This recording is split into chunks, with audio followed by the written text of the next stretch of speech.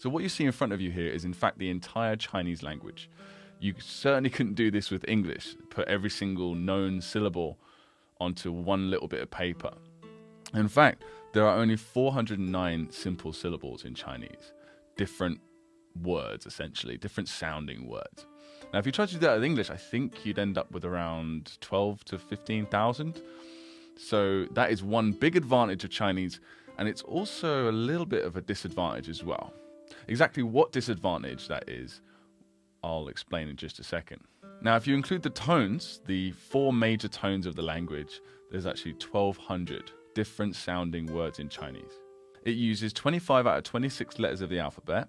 The one that it doesn't use is the letter V, which actually is replaced with what we call the umlaut U, the U sound, which we're going to get into later on. What exactly is the advantage and disadvantage of having such a small amount of pronunciations? Well, the advantage would be there's not that much to learn.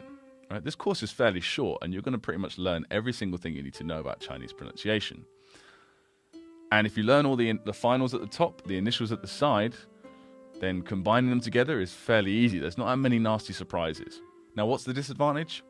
Well, having so few pronunciations means that there's a lot of what we call homophones.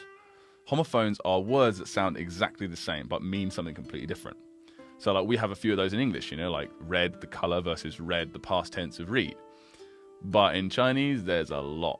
And even if you include the tones, including like 1,200 different sounds, it can still get tough at the early days. It's really hard to differentiate at the beginning what word means what.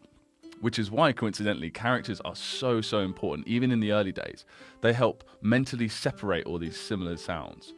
But don't have to worry about that right now. That's going to be in a later course. Right now, let's just purely focus on the pinyin and pronunciation part.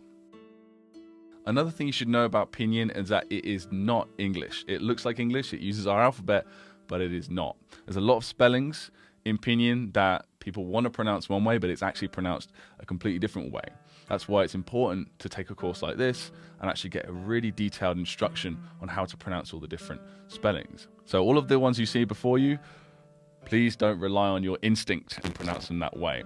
People do that, they end up with bad habits that are really hard to get rid of. But don't worry, we're going to go through every single one of these in due course.